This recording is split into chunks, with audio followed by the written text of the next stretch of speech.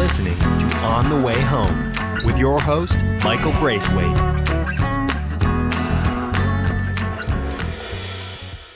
Welcome, Housers, to another episode of On the Way Home. I'm your host, Michael Braithwaite, and it's my great pleasure to work at an organization called Blue Door. Check us out at bluedoor.ca.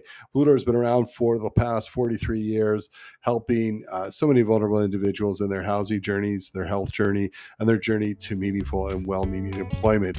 We do all sorts of cool stuff like Construct, our social enterprise, construction program where we've launched over 600 people into careers in the trades, help to prevent homelessness because they have great careers that pay well. And we wrap services around them. We pay them as they go through it. That is actually recently expanded to West Niagara and Halifax as well. Blue Door doesn't run it, but the program itself runs there with amazing nonprofits.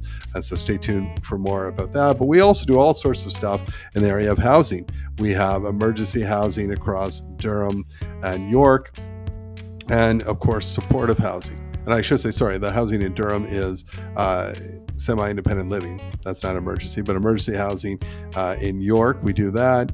We've got semi-independent living. We've got transitional housing. We've got a wonderful program called Inclusion, INN Inclusion, for 2S LGBTQ plus youth. That's pretty cool, and the only thing north of Toronto for youth from that community. And that's been running for a few years, which is pretty cool. And much more. Listen, I could go on for hours to a whole podcast on all the cool stuff that the talented team at Blue Door, excluding me, does. Check us out at bluedoor.ca. We have an awesome panel for you here today. I say that, I love panels because we get brilliant people coming together. Today I have 4 different guests. I have Alana Lavoie, who's the National Director of the Housing Policy at Habitat. She is the National Director of Housing Policy and Government Relations. And I have Dil Puar, who's the Director of Government Relations with the Canadian Real Estate Association, also known as CREA. Dil, and I apologize if I haven't done your name justice. Kenneth Miller, who's the Director of Policy and Government Relations at the Canadian Housing Renewal Association. And last but not least, a frequent guest on our podcast, we have Maggie Rodriguez, who is the Government Relations Lead at the Canadian Alliance and Homelessness. Why do we have these 4 groups here? Well, listen, they are working together. They've come together as a coalition, put together a really, really cool plan. It is called Housing Canada, a Sovereign Plan to Protect Canadians and Build a Resilient Housing System. And with this, they put this forward, and it's kind of it's a plan for government. If government followed this and did the different steps and the recommendations that this coalition was recommending, man, what a difference it would make. It would move the needle forward on housing homelessness across Canada. So we talk about how it all came about, how did they come together and why. We talk about the key recommendations from the plan, what's in it and what their hopes are. We talk about moving forward, where they hope this lands. And they also talk about what has the reception been so far? Is government open to it? Not just government, but how has the public received it so far? And much more. It's a great conversation with Dil said, a bunch of policy nerds. His words, not mine.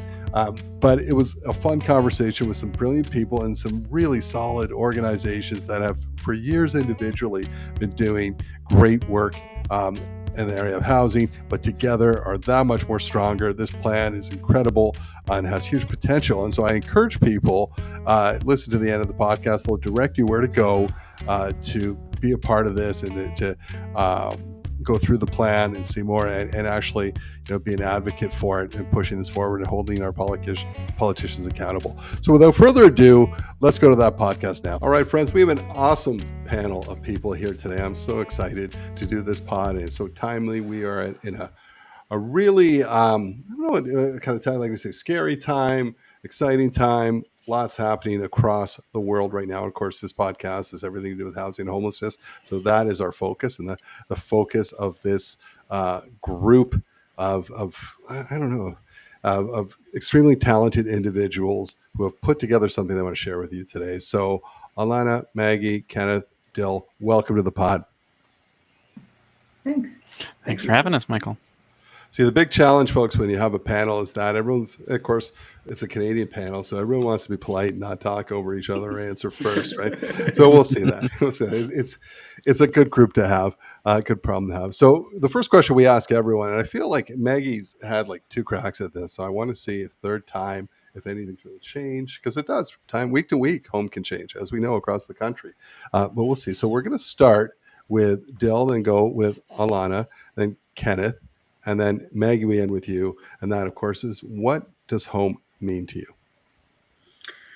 So I found it really awesome when I saw that this was going to be the first question on the podcast, because our organization's social purpose statement is CREA opens doors to thriving futures, beginning with home. And so we spend so much time at our organization talking about what home means to individuals. And I truly believe that it means a safe, secure, and affordable place that meets your needs depending on where you are in your life cycle. And that will change, right, over the course of your life. A home for a university student that's moving to a new community means something different than someone, that's having their first newborn come across, right? So I truly believe that it means that depending on where you are ultimately in your life, that it's a safe, secure, and affordable home. And so that's what I truly believe that it means. So it's interesting. At Habitat for Humanity Canada, we have something called the Meaning of Home contest every year, which asks grade 4, 5, and 6 students to write a poem or a story or a song about what home means to them. And one of the absolute joys of working at Habitat for Humanity is the chance to read these submissions. And as you read them, in my case, I often realize how fundamentally, when it comes to home, we are 10-year-olds in that we want to feel safe. We want to feel that we can trust our surroundings. We want to feel like we have somewhere we can leap off into the world from and do great things, and have somewhere we can go to be loved and to be healthy when we are back from our adventures. And this is something we hear from all these kids from all across the country, and an awful lot about Minecraft. But, for me, home truly means, for me, safety, security, happiness, and ensuring that others have access to that as well.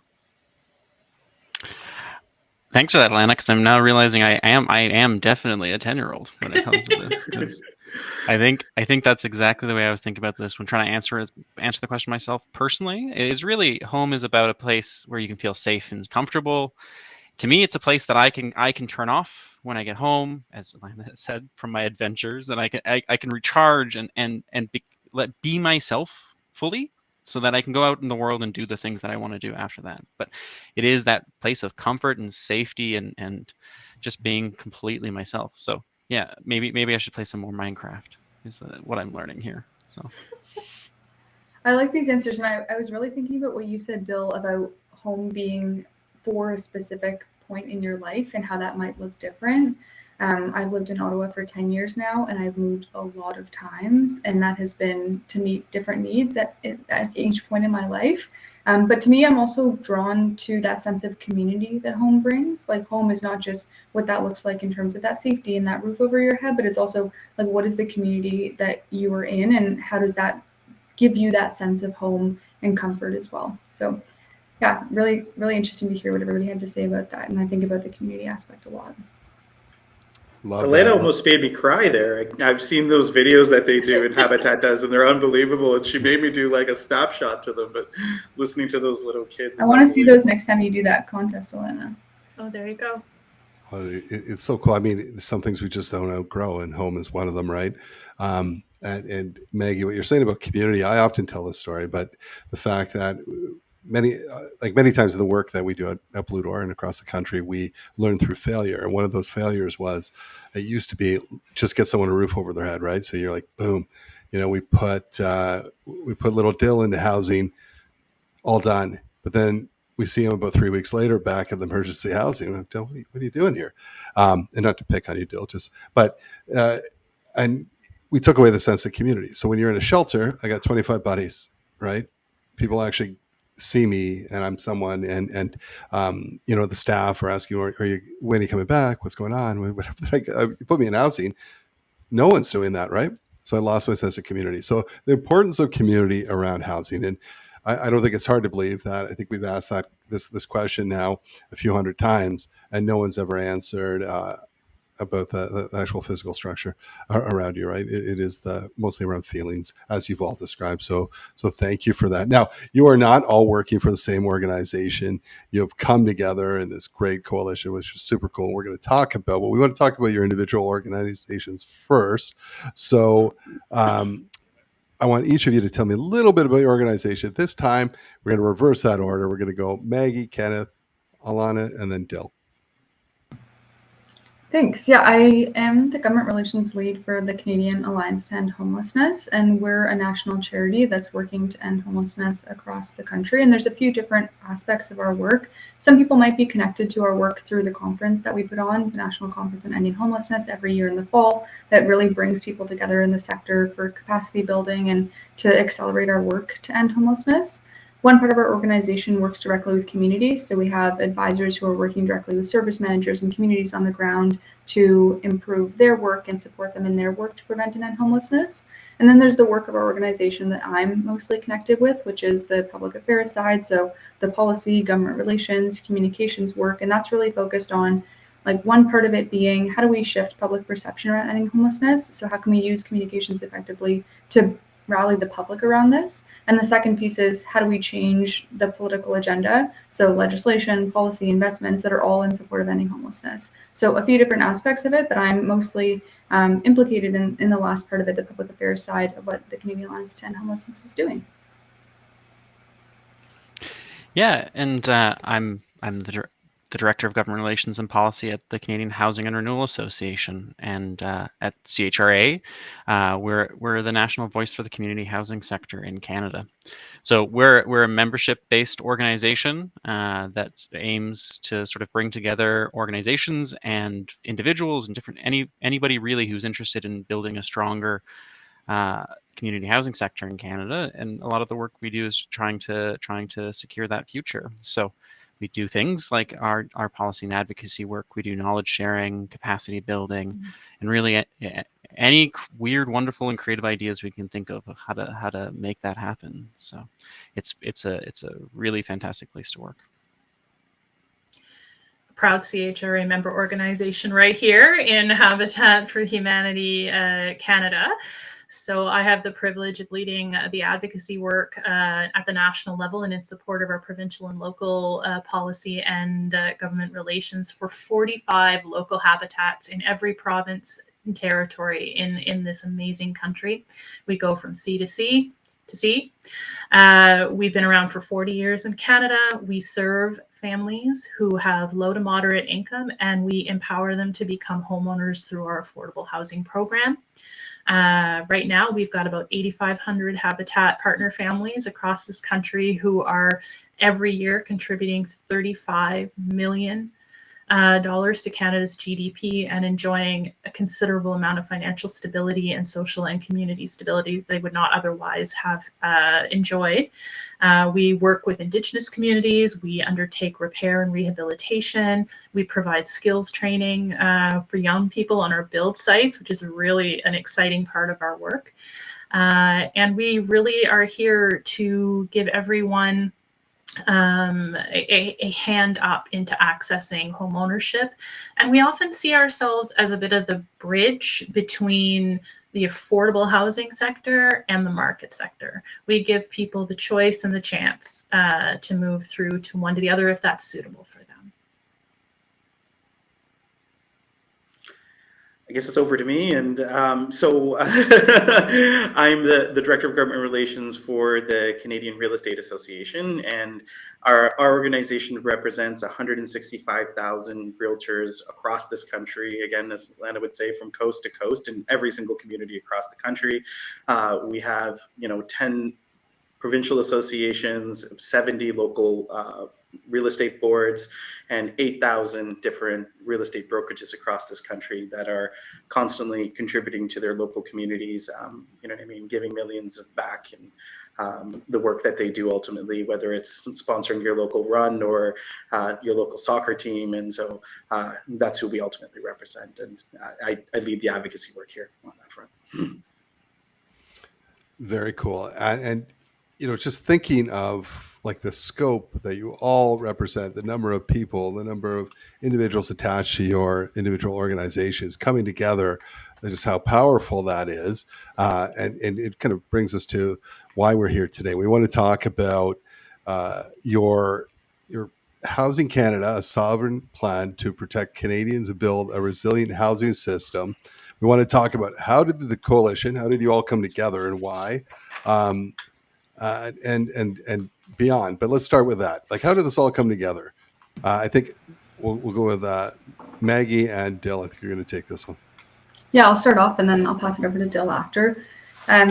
So I think our group really came together as a group in the public eye with the release of this report. So people saw us come together as this coalition in March when we released the plan, but really we had been working together behind the scenes for months leading up to that. So we had come together initially in the summer of last year, all kind of focused on this shared vision of where is like housing and homelessness policy going, particularly in the context of we could see an election at any time, and what do we want our work going into that look like? And so I think that's really what brought us together initially was we are all organizations that work in the housing and homelessness space, and we all have a shared interest in making sure that housing and homelessness are top of mind going into the next election. And how do we shape the conversation as organizations so we're building off each other's work and leveraging that to strengthen the voice of the sector in terms of the advocacy going into the election. But then I think where it shifted a little bit was when we saw kind of the world ultimately change with the United States and what was happening with the trade war. And I think there was a conversation about does the conversations we were having leading up to that change, and how do we need to adjust to meet the moment? And so we were particularly focused on how do we protect Canadians in the face of what's ahead of us, and how do we use this moment to continue the momentum around housing and homelessness? And that's really what how this came together, and really like the why and the now of it. The now was and the when of it was around what was happening and how we needed to respond to the external threats as well. And I'll pass it to Dill if there was other stuff you wanted to jump into in terms of like why you were a part of this and anything else I've missed. Well, for us, I think that a big frustration that all of us feel sort of in the housing space is that we constantly see that there's a lack of coordination between the municipal, provincial, and federal governments on housing policy, right? It seems that everyone's doing it in a silo, right? And ultimately, we have one housing system, across this country, and taking a systems approach to the housing system is really important. So we felt that, we all represent different parts of the housing system, and that bringing us together in this sort of approach to be able to tackle it all together and showcase the importance of us all collaborating and working together was really, really important. And obviously, everything that Maggie sort of said, it was important before, but then with everything that's going on with Trump and tariffs, right, the need for that, makes it accelerated it, but makes it even more important. And, showing that not only that Team Canada approach, but that Housing Canada approach, you can frame it another way. I love it. It's one voice, right? And you all do a lot of government relations work, right? But coming together, I think it just makes it that much more stronger. And I think and that much, hopefully people will listen when it's not just one organization, it's our key organizations across this country. Maybe you could talk about some of the key recommendations from the plan. Alana, we'll go with you and then Kenna. Absolutely. So as Dill was saying, where we came at this plan with the perspective of how we build a housing system that works for everyone. We recognize in the work that we do individually, and the challenges that we're seeing across the country, that you cannot necessarily fix one piece and hope that all the other pieces will suddenly fall in line. So we want to make sure that we're creating a system that is serving people when they need it, where they need it, and how they need it. And that by addressing those who are homeless or at risk of homelessness, by addressing the needs of the community housing sector, by creating opportunities for access to home ownership, and ensuring that we have a housing market that works effectively for those who are looking to build their futures, we have an opportunity to build that strength and resiliency. And this is a resiliency that we even needed before all of the things changed in January. And I think this has simply just amplified the urgency of acting. And some of what we're looking at really are a number of measures that I think, Kenneth, you're going to talk about some of the immediate urgent priorities that we need, but we want to make sure that we're tackling that urgent response and then thinking about how we ensure access to land, how we create supply chains, how we build those skills agendas going forward, how we make taxes. I mean, I don't want to say GST, but I will say GST because I must say GST, that addresses inefficiencies in the tax system like the GST and how it's applied to home ownership, particularly affordable home ownership, how we get the municipal streamlining that we need and we've all been talking about for so many years. And then again, the opportunities around modular and what the future of home building has to look like.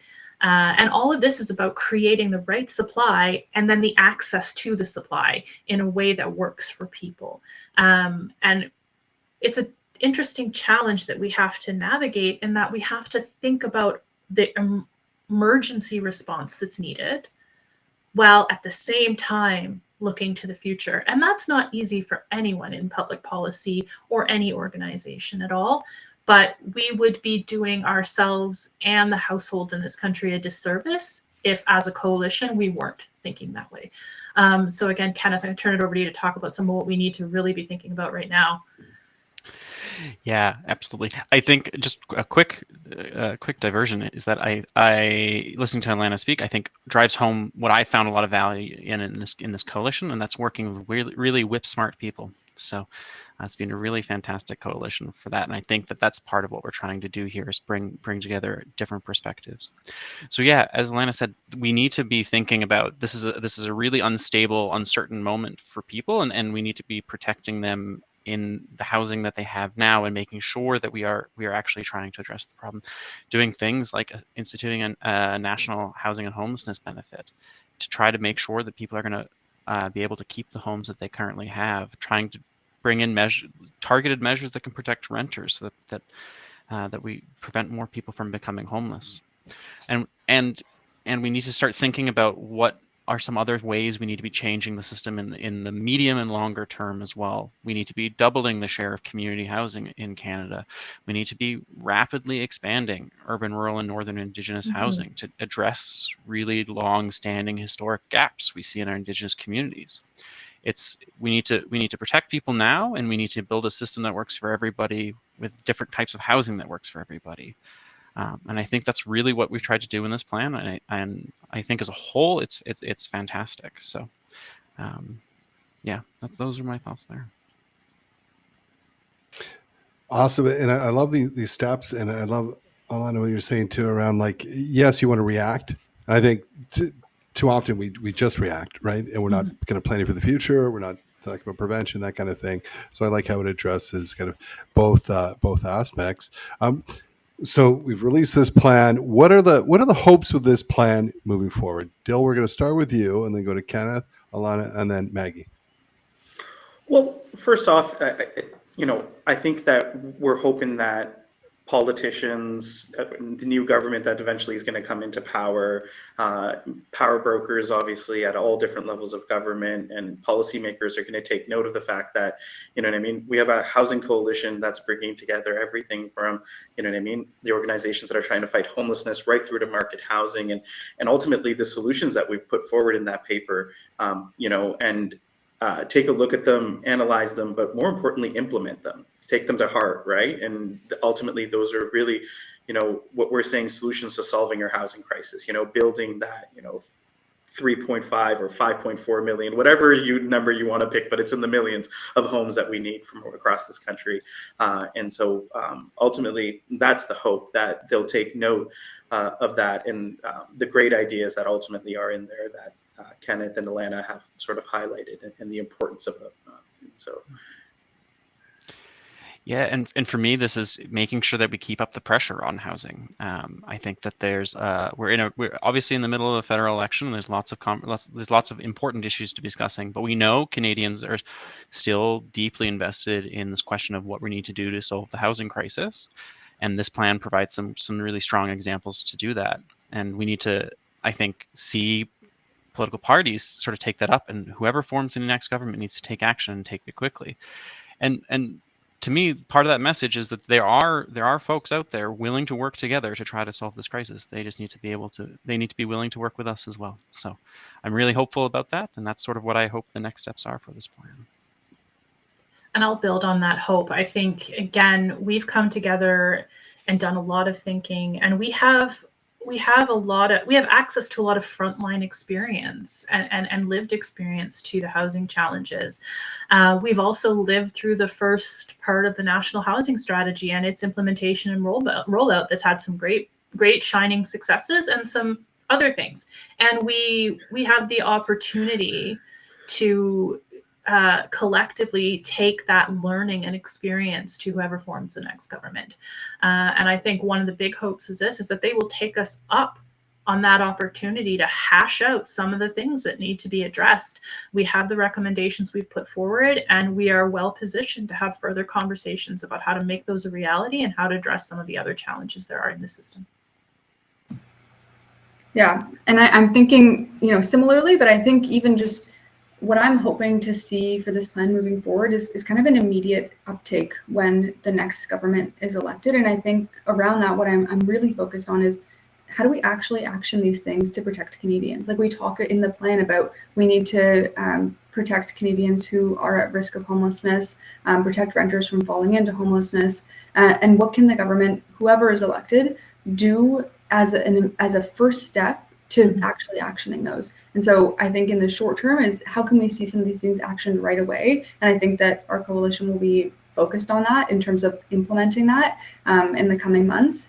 But then I'm also thinking like the medium long term, how can we actually make progress towards preventing and ending homelessness? Like this is ultimately what this plan is about. It's about changing the lives of people who are experiencing homelessness and preventing that in communities across the country and building that housing system that works for everyone. So it's not just something that we've put on paper and are hoping to see these lofty goals. I think these are things that we're actually all very committed to and really want to see happen and see those changes come about in our communities. Absolutely. And I believe, if they did everything in the plan, I just think it would be a country, a very different country, and we'd have a lot of people realizing the right to housing. So what you released the plan, it's out there. What has the reception been so far? I can jump in on that first. I'm happy for anyone to jump in after. So after we had released the plan, the plan was always for the next step to be, this is the basis of our campaign going into the election. And so we're running a nonpartisan campaign and the housing game, which has this plan as kind of the pillars of that in terms of what we're trying to advance and see. And I think that hopefully we're seeing Canadians see what we're putting forward in the campaign and engage in that. So in terms of what we're, the reception from like politicians, for example, I think we're seeing all parties at the federal level talk about housing in the way that we're hoping that they talk about housing in the way that we've laid it out in our plan. So seeing a lot of discussion, I think in the second week of the campaign was really housing focused. And so saw people talking about things that need to change for building to happen more quickly, to reduce some of the barriers to building. There was a lot of talk about workforce, and there remains a lot of talk about the workforce, right? I think we're seeing the politicians at every party take up the same kind of approach, saying if we want to get to where we ultimately want to be in housing, where we have a housing system that works for everyone, these are the pillars that are necessary to get there. So we're talking about some of the things that we can remove in terms of barriers, but we also need this workforce. I also think we saw politicians talking about affordable housing, like using that language particularly. I think there has not been as much discussion on the campaign trail about homelessness, but I think that there is a broader conversation that's happening about the housing system. I'm really curious in the debates tonight what might come up. I think there's a lot of connection between the cost of living and affordable housing and all those types of things that might come up. So that's kind of the political reception. The other piece is just kind of the public reception. I think the public is thinking about housing a lot in this election campaign. We've seen some really interesting polling from Abacus about how Canadians are thinking about housing in relation to the trade war and the circumstances that we're in right now. So it's not just take up from political parties. Yeah, they're taking that up because the public care about it, but we're also seeing the public shift that conversation as well and push their politicians to be talking about it. And just to add on there, because I think using my GR strategy hat a little bit, I think that we're seeing a lot of political buy-in and we're seeing that public pressure. And these are the things that are really important and incredible to build up in an election, so that post-election we can really come at them with our strong policy hats and get really, really in the weeds, detailed, having serious conversations about those nuanced policy ideas, getting those commitments on the campaign from political parties, and seeing that public pressure building is a really strong first step, so that we can have that power when we enter those rooms and try to change some policy. Anyone else have any hopes or thoughts about the reception so far? I think they've all nailed it on the head. So I don't Some of us are really excited about the weeds. You got policy nerds in the room, my friend. Yeah. What do you...